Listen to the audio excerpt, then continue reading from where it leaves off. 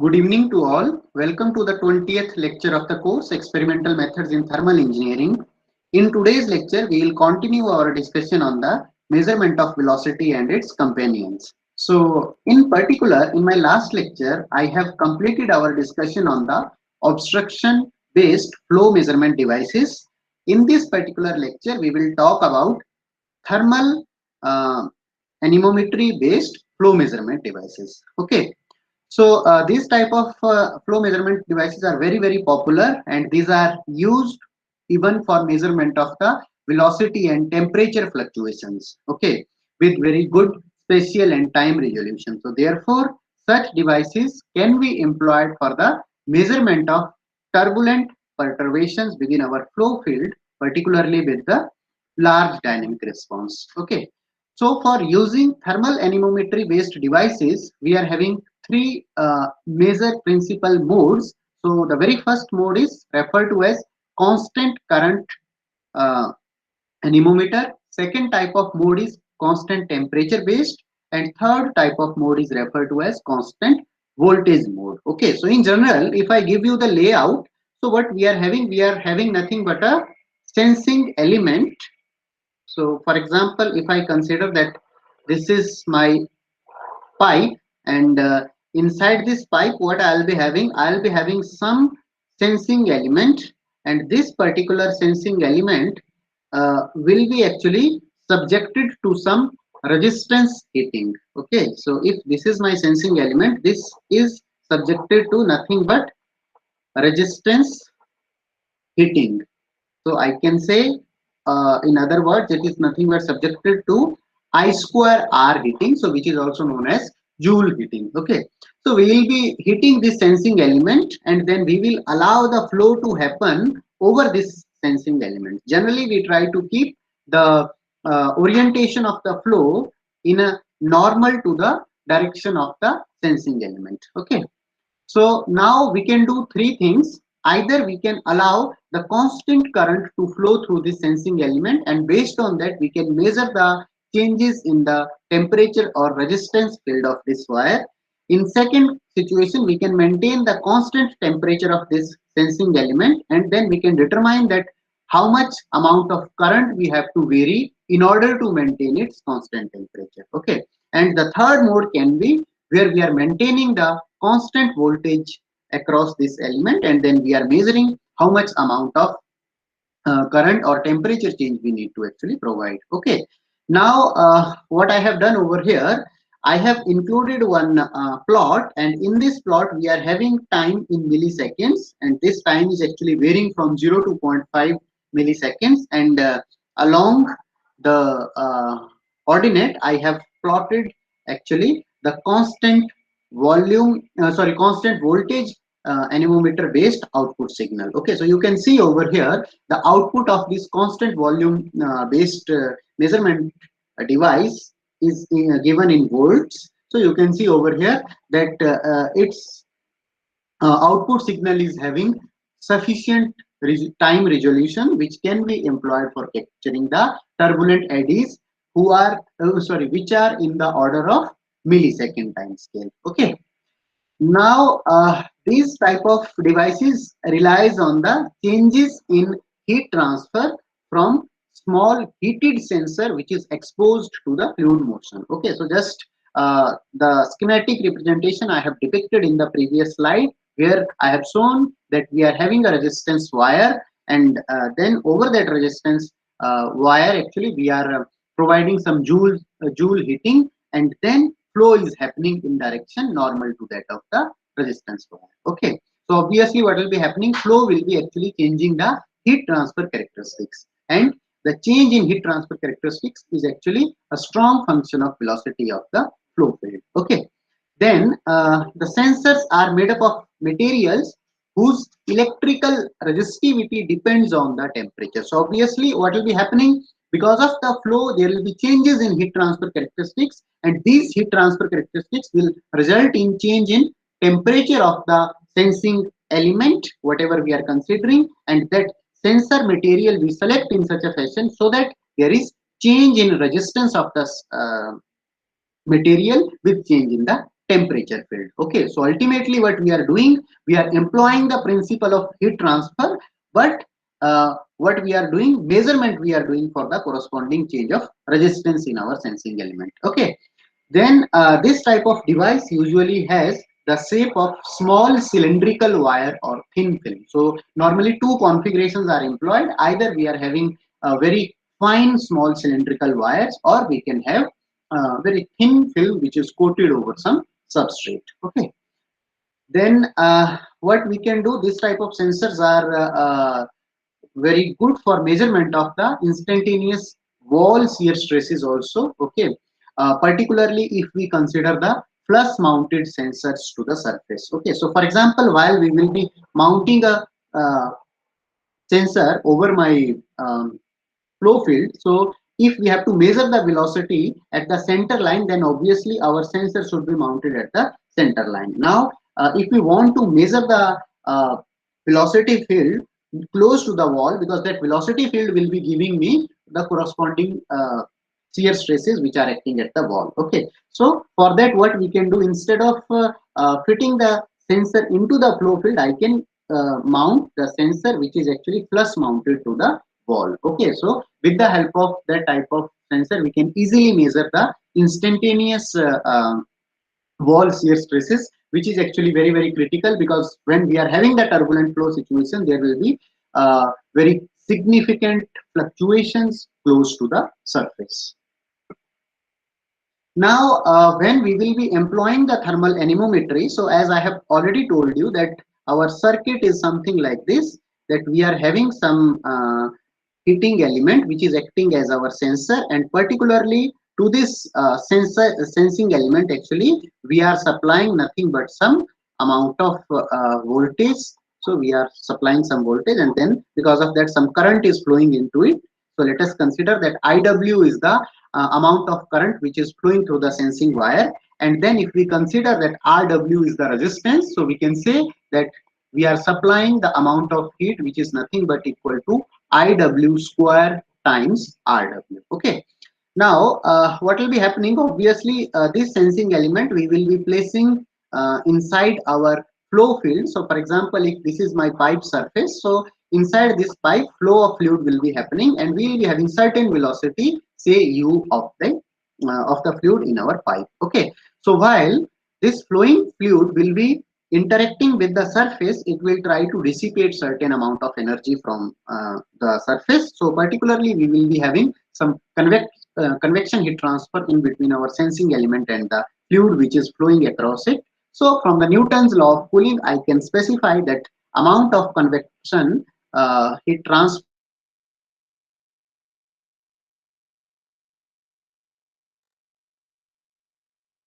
thing, but I am considering as equivalent heat transfer coefficient, and particularly this equivalent heat transfer coefficient will be depending upon large number of parameters. But obviously if we consider a fixed fluid combination, that for which our thermophysical properties are not changing, for that particularly it will be strong function of our flow velocity. Okay, so phi is a function of u, and multiplied by, if I consider Tw as my temperature of the sensing wire, minus Ta. So this Tw is nothing but temperature of sensor. Okay, and Ta is nothing but temperature of the fluid.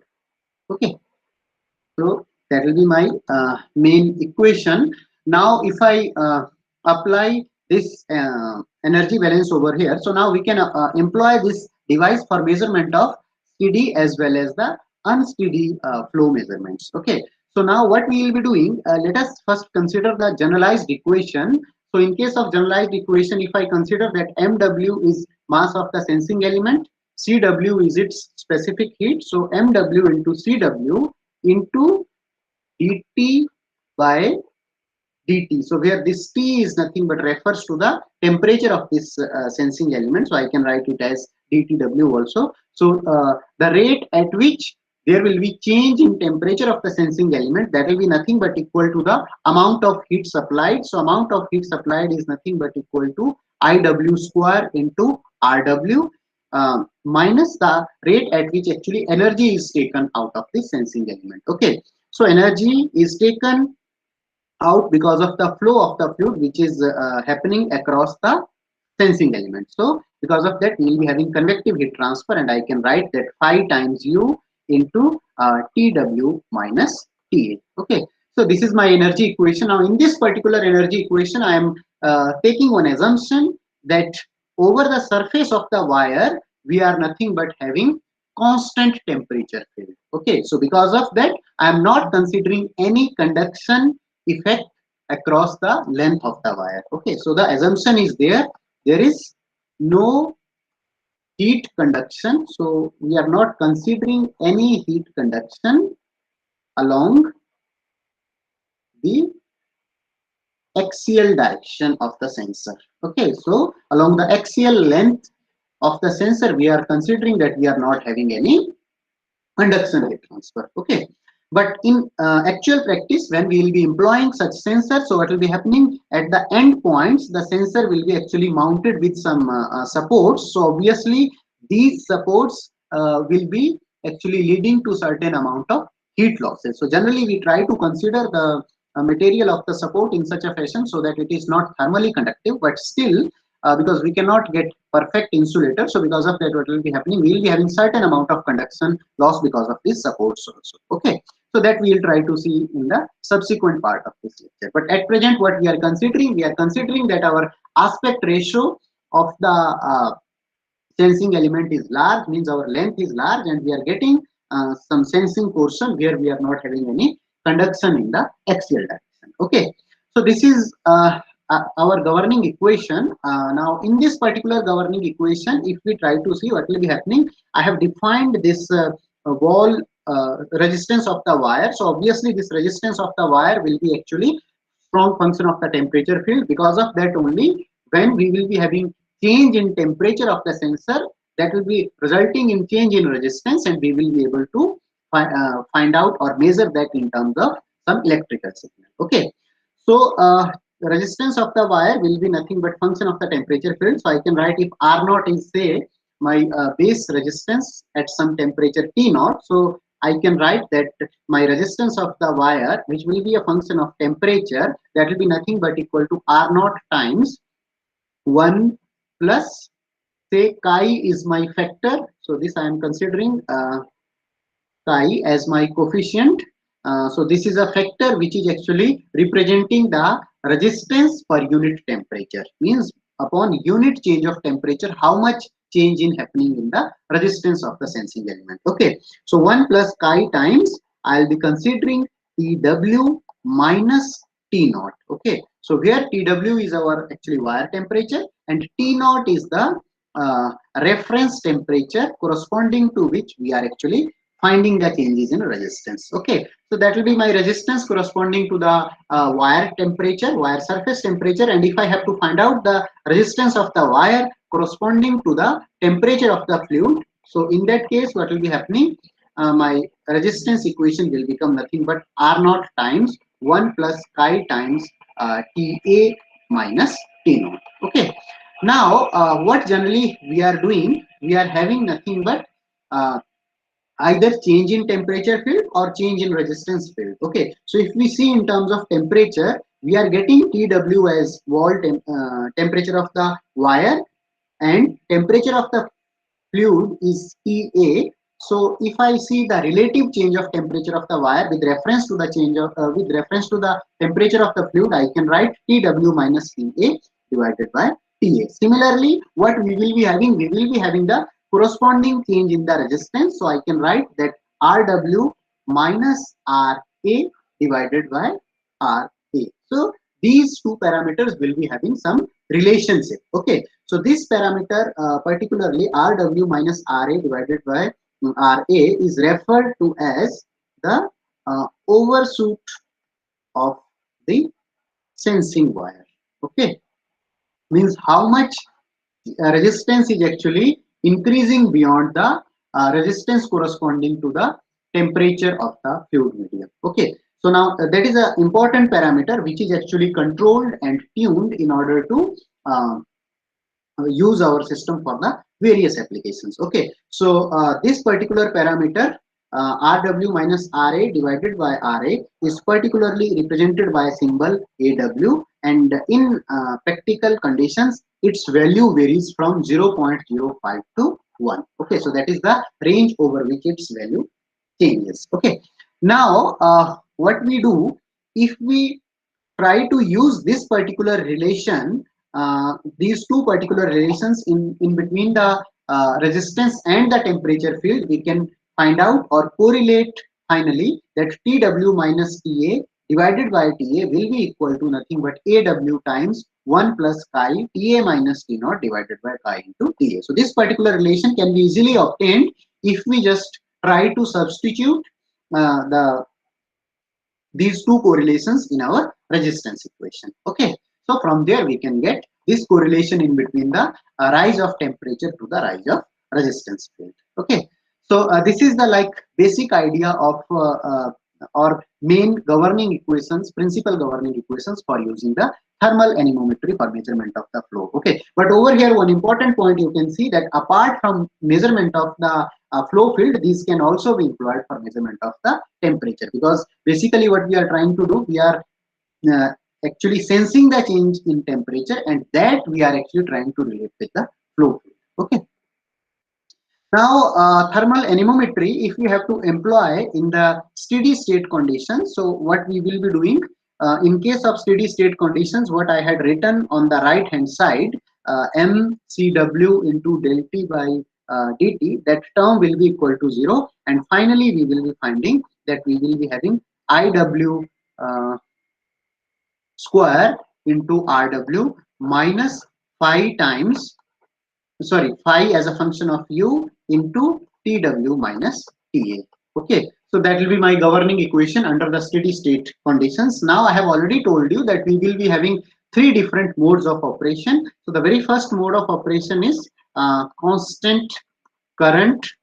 So in case of constant current, what we will be doing, we will maintain the current across the wire as constant. So we will try to keep the amount of this current IW as constant. So while we are maintaining the constant current, during that time what will be happening, we will be having changes in the temperature field. So because of that change in the temperature field, we will be having change in the resistance. So particularly in case of constant current mode, what we try to do, we measure the change in resistance. Okay, so we measure the change in resistance of the wire, which is nothing but directly related to the change in uh, change in temperature field. Okay, then we are having another mode as constant temperature mode. So in case of constant temperature mode, what we will be doing, we will try to maintain the temperature of the wire as constant. So while we are maintaining the temperature of the wire constant, during that time what we will be doing, particularly we have to vary the input current. Okay, why we have to vary the input current? Because input current is actually something which is changing how much amount of heat we are supplying to the sensing element. Because if we are maintaining the constant temperature of the wire, ultimately it means that we have to keep our resistance also constant. Okay, so while we are maintaining constant temperature, our resistance of the wire will be automatically constant. So ultimately, if we have to maintain the temperature to some fixed limit, what we need to do, depending upon the amount of flow, what we have to do, we have to actually vary the current. Okay, and we over here what we will be doing, we will be employing some closed loop feedback system, which will be actually varying the amount of current in order to maintain our sensor at constant temperature condition. Okay, so we will be varying the input current, and basically that change in the input current will be nothing but related to the changes in the velocity field.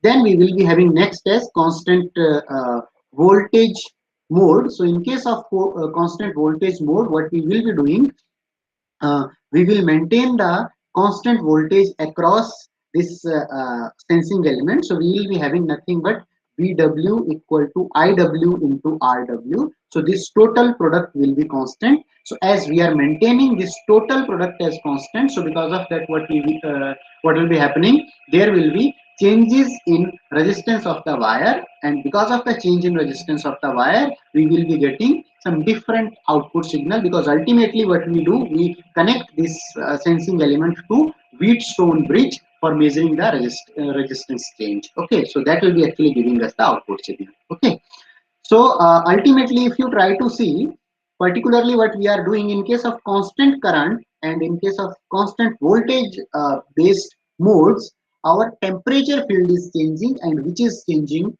nothing but our resistance of the system. So that's why what will be happening if we are using the if we are employing the sensor for dynamic measurements. In that case, the thermal response of the system will be actually governing the um, thermal response of the system will be governing the overall velocity field, or the overall frequency at which we can measure the velocity fluctuations. Okay, however, in case of constant temperature mode, what we are doing, there is no thermal delay in our system, because what we are doing, we are maintaining the system at the constant temperature. So obviously, in this particular type of situation, we have to use some electronic circuit in order to continuously change the amount of current in order to maintain the system at constant temperature. So particularly what will be happening, whatever the extra circuit we are using for maintaining the our sensing element at constant temperature,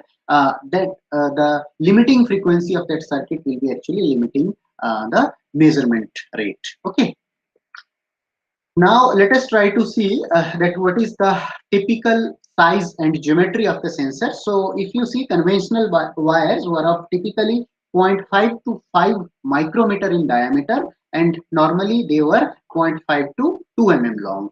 Then if we talk about films, so films are, because I have already told you, we are having two types of sensing elements. One is wire type and second one is film type. So in case of film type, the thickness of the film medium is actually of the order of zero point 0.1 micrometer. Okay, and these films are actually deposited on the fine cylinders of quartz. So obviously, with this film type of devices, one advantage is that because we are mounting it on some quartz material, and particularly the diameter of the quartz material is of the order of 25 to 50 micrometer. So because of that, what happens? These are actually strong in comparison to the wire type sensor. So that's why in majority of the turbulent flow situations, these film type sensors can be employed. Moreover, the response behavior of the film type sensors is actually fast as compared to the wire type sensor. So that's why these are ideal candidate for measurement of the turbulent fluctuations in the flow field. Okay.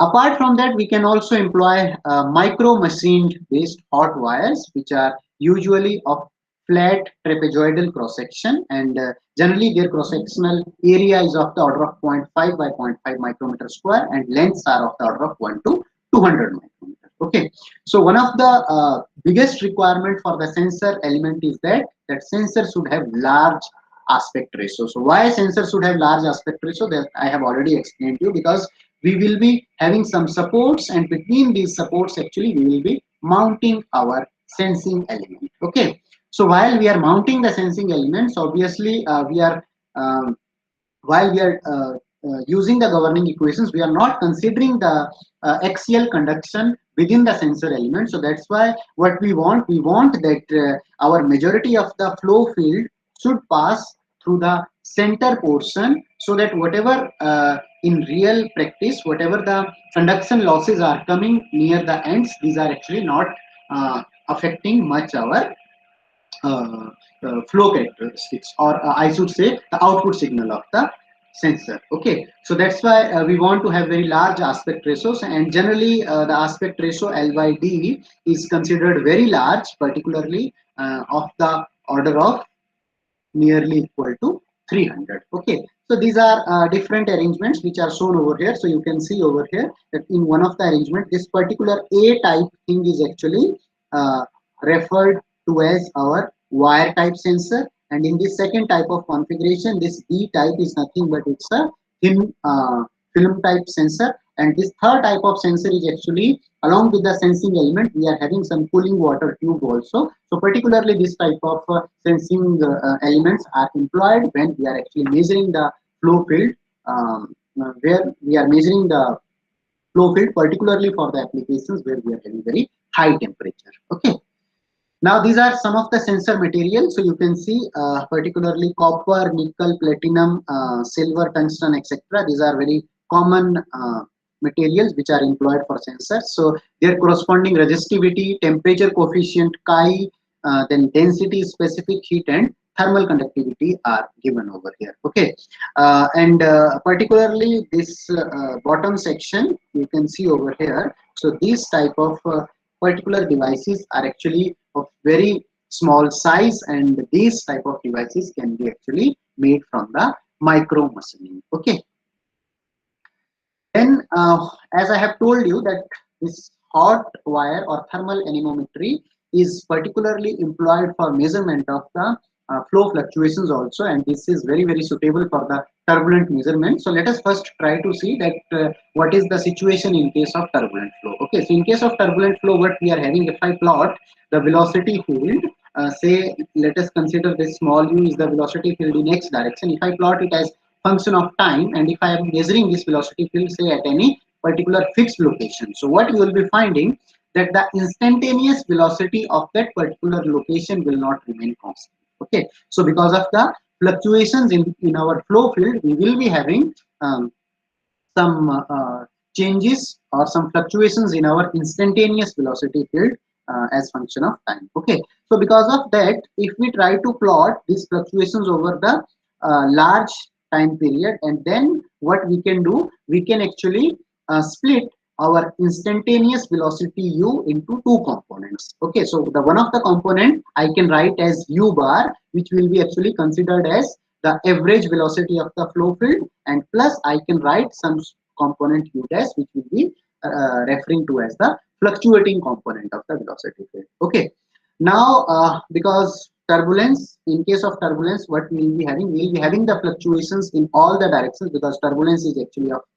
anisotropic nature, so it is not isotropic. Under certain conditions we do the analysis of turbulence by considering isotropic assumption, but really if we see, the physical nature of the turbulence is actually anisotropic. So we will be having fluctuations in all the directions. So for example, if I write this particular fluctuation in the velocity field, so now I have written only in single direction. So similarly, in this particular velocity field, there will be the effect of fluctuation from other direction also. Okay, so like I have written this velocity field, instantaneous velocity field in x direction, which is becoming the sum of average velocity plus fluctuating velocity.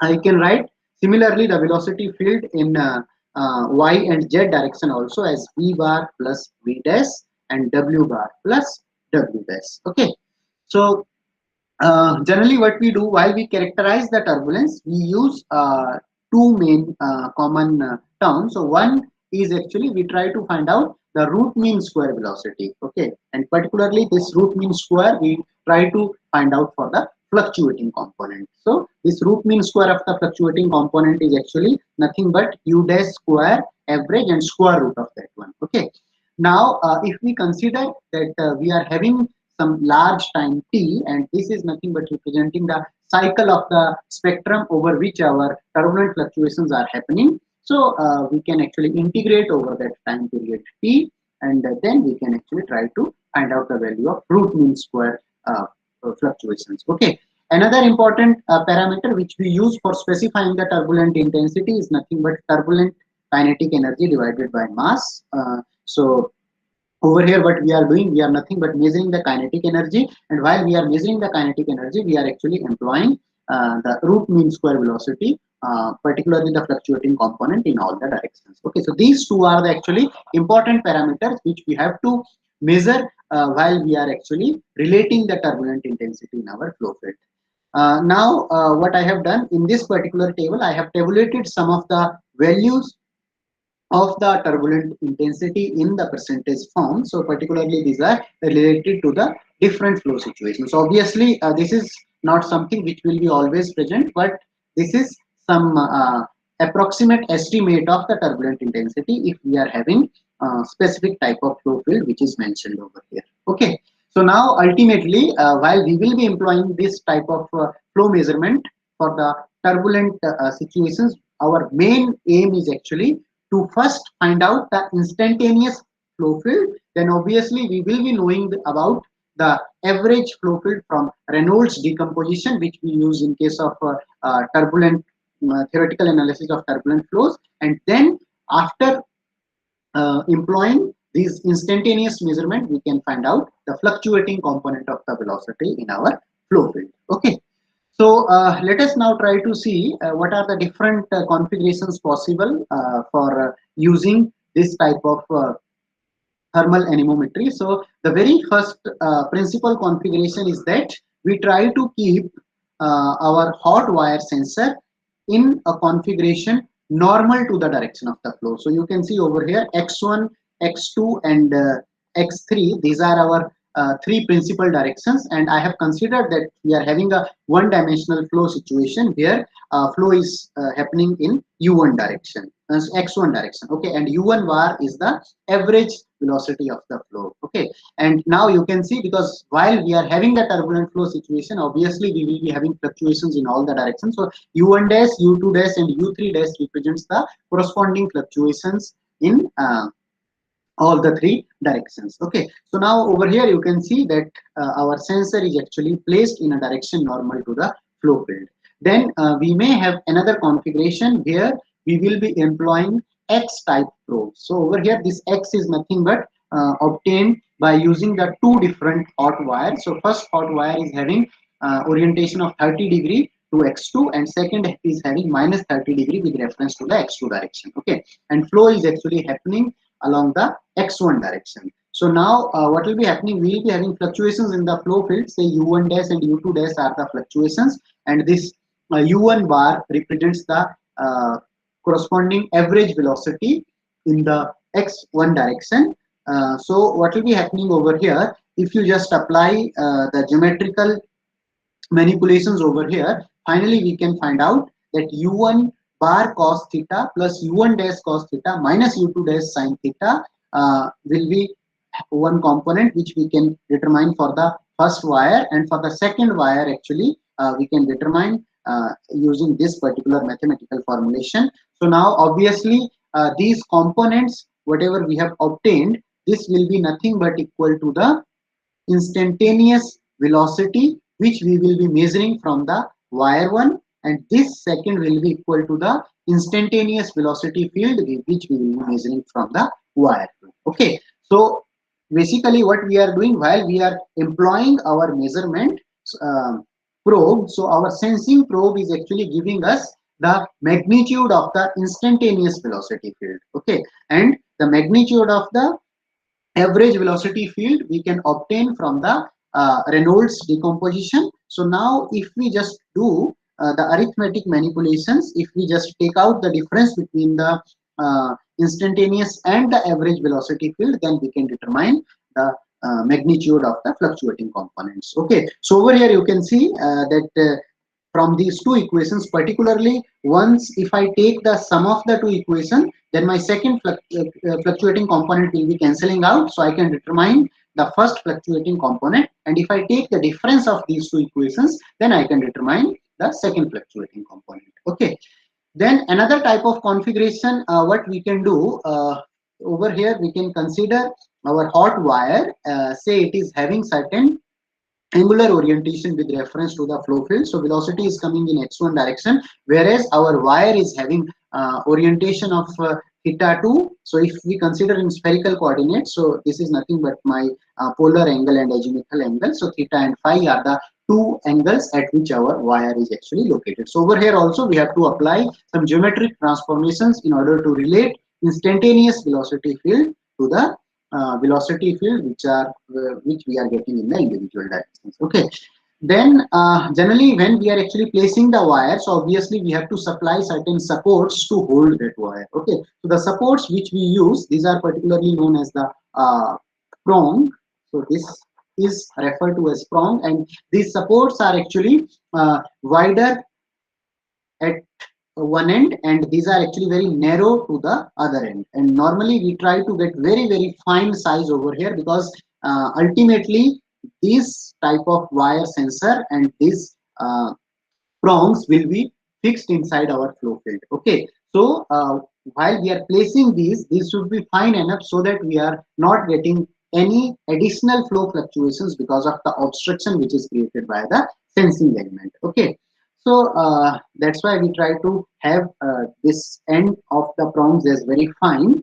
However, we should also have to get some minimum cross section of the prong in order to actually have structural stability. Okay, otherwise, when if we are employing it for the turbulent measurement, it may happen that our actually sensing element will be coming out of the prong. Okay.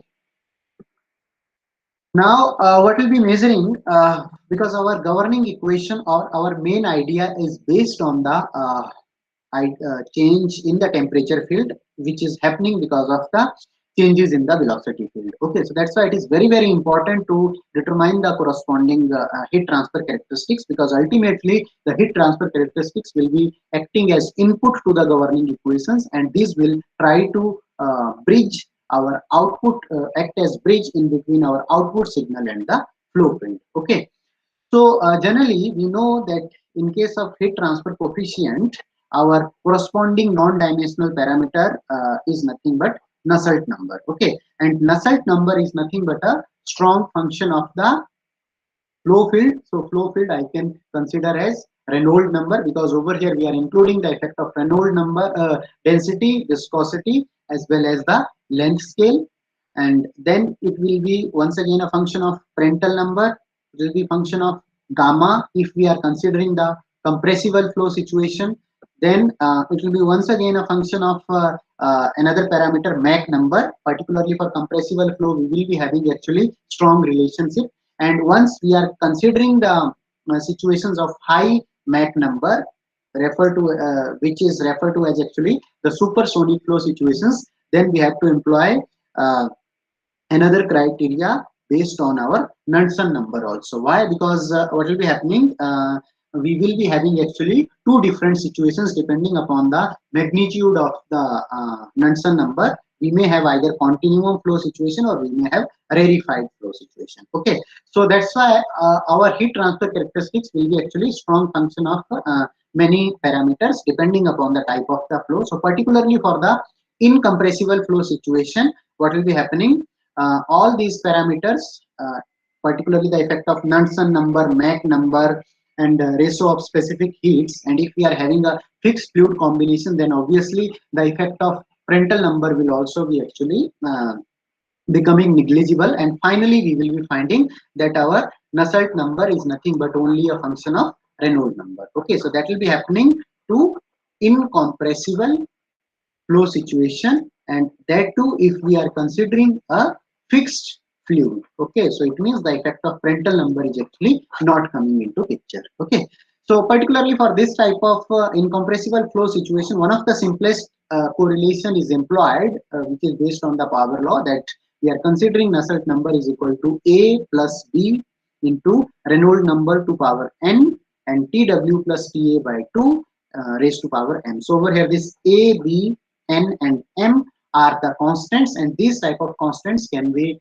employed by doing the experiments or by employing the semi-empirical formulations. Okay, and for majority of the known geometries and the flow field, particularly for incompressible situations, we are having large number of correlations available from which we can determine the Nusselt number for a given flow situation. Okay, now if we are having a compressible flow situation, or I should say the compressible flow situation along with the rarefied fluid condition. So in that case, we will be actually employing Knudsen number also. So in case of Knudsen number, the basic definition is molecular mean free path divided by the length scale. So length scale over here we are considering as wire diameter of the sensing element. So that will be nearly equal to pi gamma by 2 into m divided by Reynolds number. Okay.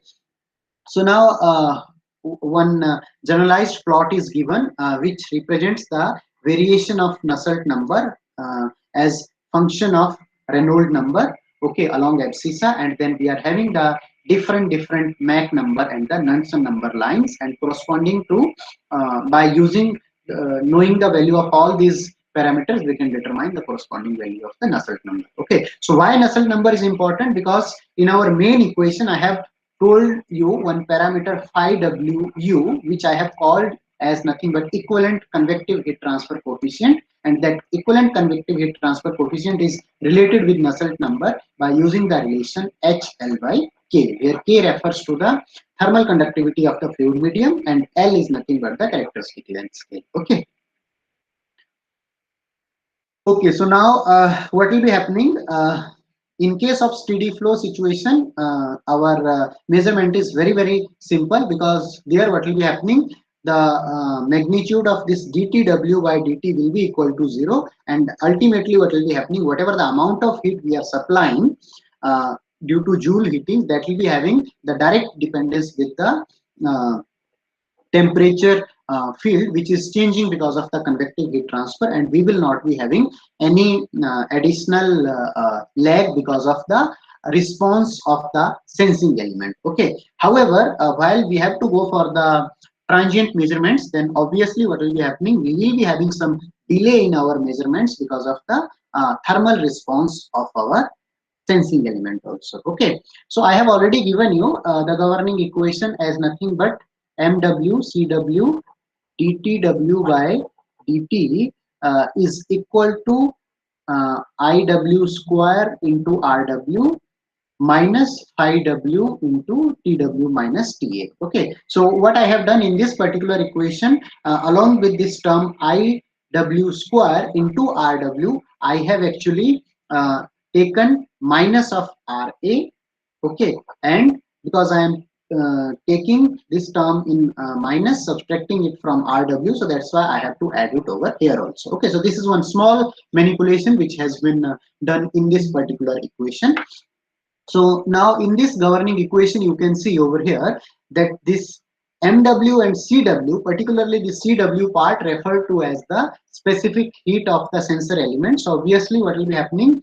There will be certain amount of heat which has to be supplied to the sensing element in order to change the temperature of the sensing element. Okay, so while we are supplying the heat, there will be some time required to supply the amount of heat. So because of that, what will be happening? We will be having some lag in our temperature of the wire and the point at which actually we are doing the measurement. Okay, so because of that, we are having some time lag, and that time lag is particularly characterized in terms of some time constant for a given sensing element. Okay, so what generally we do, let us first try to see it for the different modes. So let us first try to see it for constant current anemometer. So in case of constant current anemometer, what we are doing, we are first considering that we are not having any phase lag into our system. So if we are not having any phase lag into our thermal system, so it means we are considering that we are nothing but having ideal sensor wire. Okay, so ideal sensor wire will be something, some material which will be having zero specific heat. If sensor is having zero specific heat, in that case what will be happening? Whatever the amount of heat you are supplying, corresponding to that, there will be immediate change in temperature. Okay, so there will not be any time lag in between our amount at which signal is supplied and the point at which actually we are sensing the output or across the output in terms of changing the temperature field. Okay, so in case of ideal sensor wire, what will be happening? This CW will be 0. So this right hand side will be equal to 0. So corresponding to that, we are considering say R star W as our resistance field and T star W as our temperature field. Okay.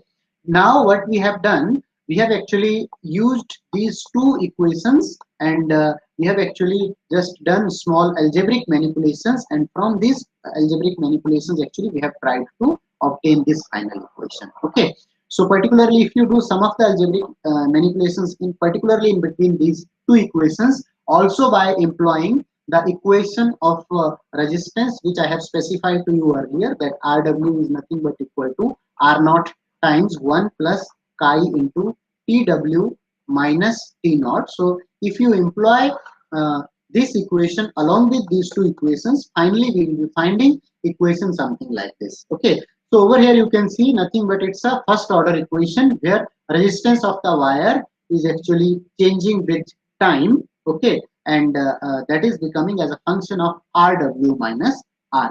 Okay, now we can consider two situations. Now we are considering, say, R dash W and R dash star W are the two fluctuations which has happened in our system. So now we will be finding that because of these fluctuations in the resistance, how our system will be responding or how fast our system will be responding. Now we have taken one assumption that whatever the amount of fluctuation is happening in the resistance value, that is actually very small in comparison to the overall magnitude of these two resistances. Okay, so if you apply these two particular formulations under these two conditions, finally we will be getting our governing equations will be nothing but equal to MWCC. So this MW is referred to as some constant, and this value of this constant is nothing but given over here. So this is the value of this particular constant, and this superscript CC refers to the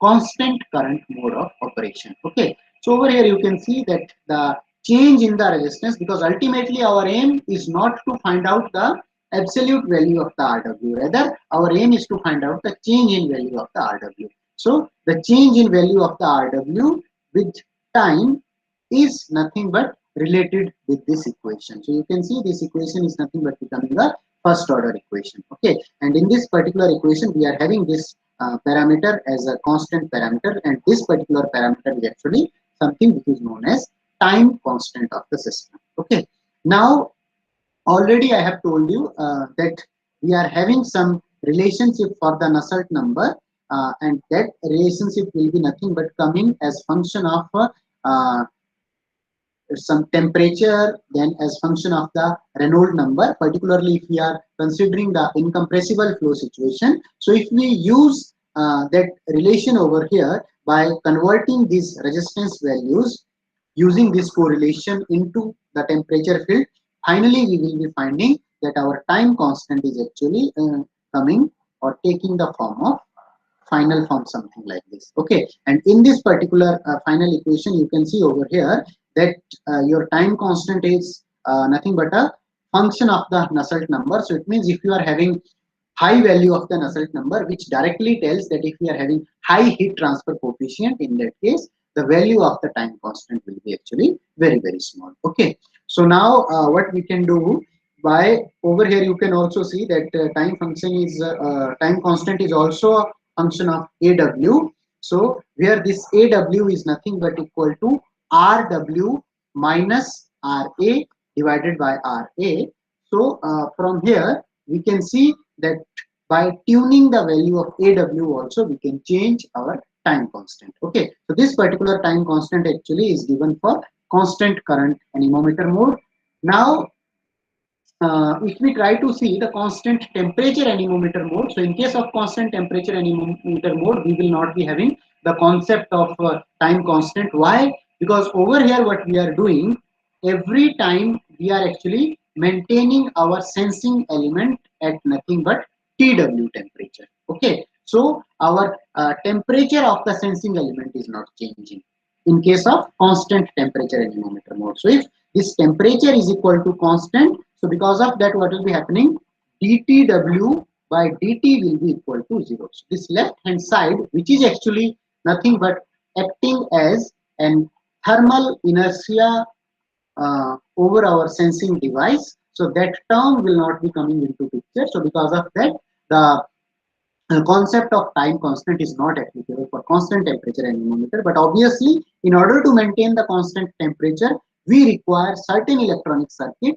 and that particular electronic circuit will be actually continuously varying the amount of current in order to maintain the temperature of the sensing element to some fixed value. So that's why whatever the frequency of variation of the current that circuit will be happening, that will be actually deciding its rate of uh, measurements. Okay, then we will be having another mode as constant voltage anemometer mode. So in case of constant voltage anemometer mode, we will be having VW as nothing but equal to IW into RW, and similarly it will be nothing but equal to I star W into R star W. Okay, so here this star conditions are nothing but corresponding to that of zero thermal inertia of the system.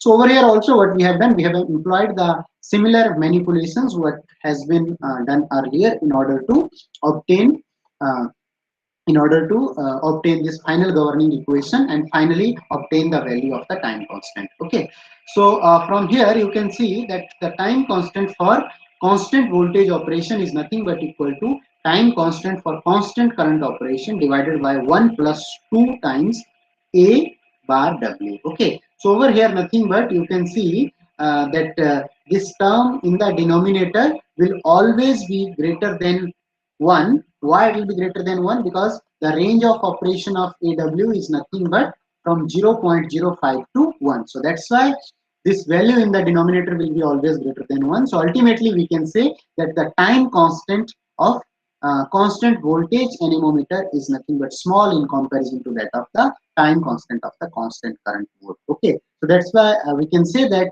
the thermal inertia of constant voltage anemometer mode is less in comparison to that of the thermal inertia of the constant current mode. Okay, and particularly for constant temperature mode, the thermal inertia of sensing element is actually not coming into picture because we are maintaining the sensing element at constant temperature. Then this is some depiction of the time constant when we are having the small fluctuations, and you can see over here for the range of AW varying from 0 to 0.5, we have plotted the value of hot wire time constant, and particularly this is applicable for different Reynolds number conditions. So you can see the Reynolds number is actually changing over here, and initial three values are corresponding to the constant voltage mode, and then finally this is for the constant current mode. So you can clearly see over here that the time constant of constant current mode is actually significantly higher in comparison to the time constant of the constant current mode. Then comes the concept of finite length sensor. So already I have told you that we will be having some end losses from the supports.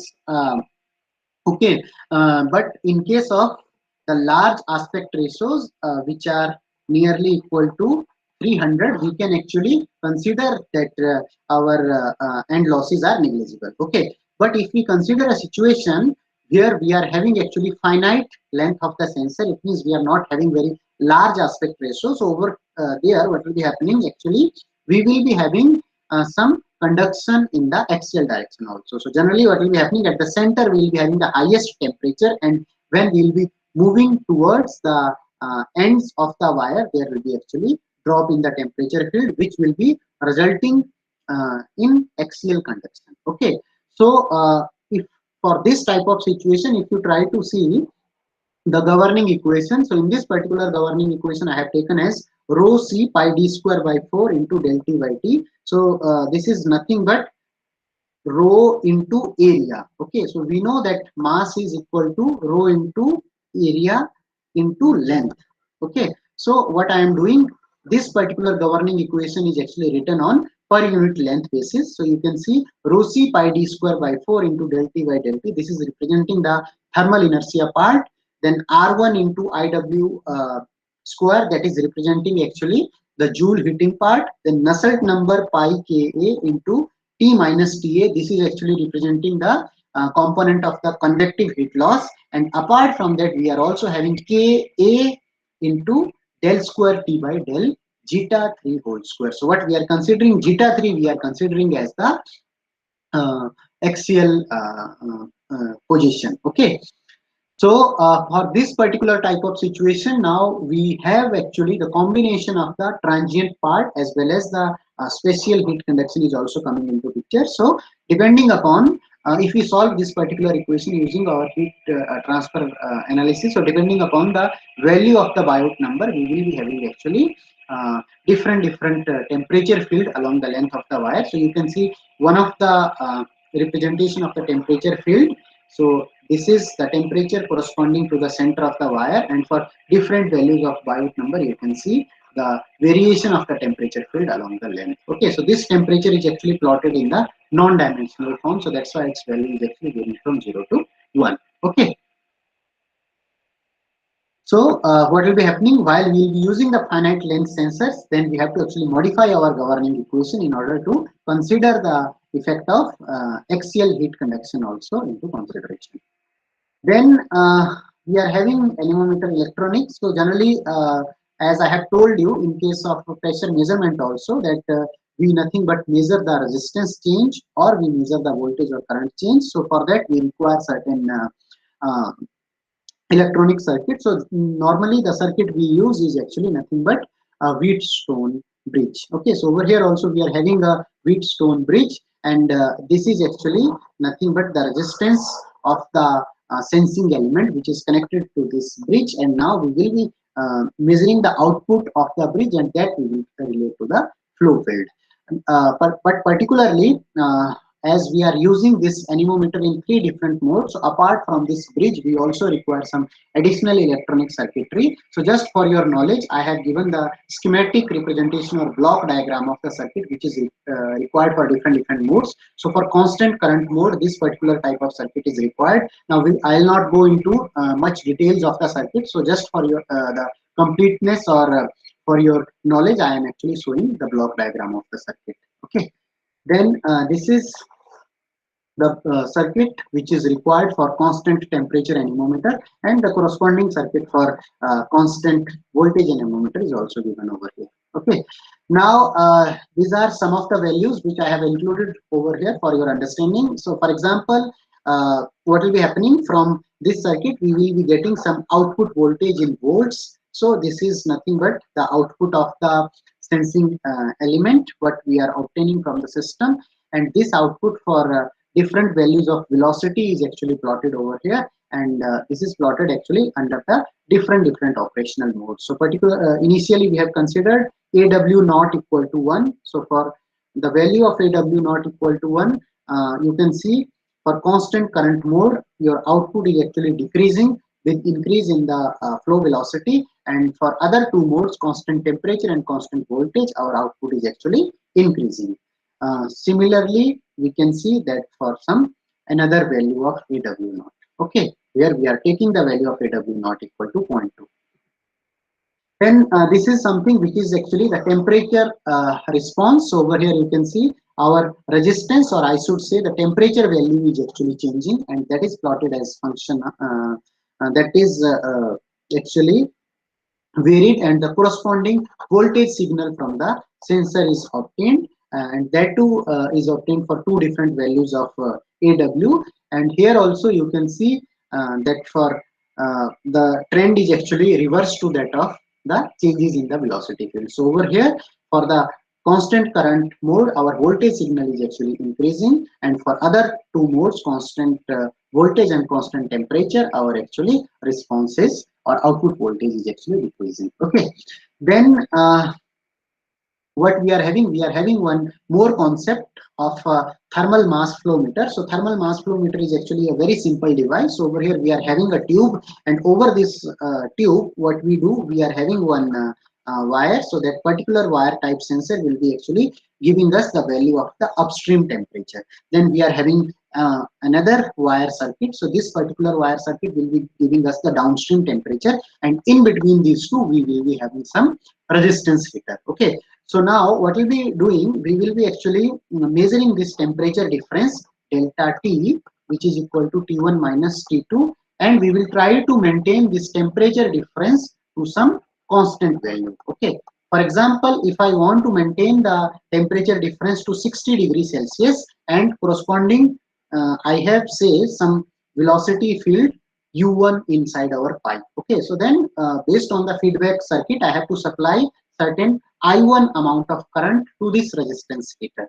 Now, if once again what I do, I want to maintain the temperature difference at 60 degrees Celsius only between these two locations of the pipe, but I have increased now velocity field from U1 to U2, which is actually greater than U1. Okay, so in that case, now what I have to do, my feedback circuit will be sensing that we have to supply more amount of current in order to actually uh, meet the desired temperature difference. So that's why it will be happening. Our temperature difference, whatever we are having, that will be nothing but directly proportional to the mass flux, whatever we are having in our system. Okay. So because of that, we will be having actually mass flow rate per unit area. So our temperature difference will be proportional to mass flow rate per unit area. And already we are knowing the diameter of this particular precision tube, so we can directly relate this to our flow rate measurement. Okay, so this is like all about measurement of the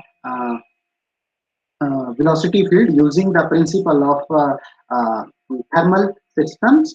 Apart from this, we are having actually a large number of associations or different types of probe setups which are employed in practical scenarios for measurement of the flow field. But in this particular lecture, I'll limit myself to these concepts only. And what we will do, particularly if you want to have more knowledge about this particular type of system, so you can refer to the book which I have already specified to you, one of the reference book, which is Springer Handbook of Fluid Flow and Heat Transfer Systems. Okay, so you can refer to that book for more detailed elaboration on the other different configurations of the probes which can be employed for measurement of the complicated flow field or flow fluctuations. Okay, now I'll stop at this point.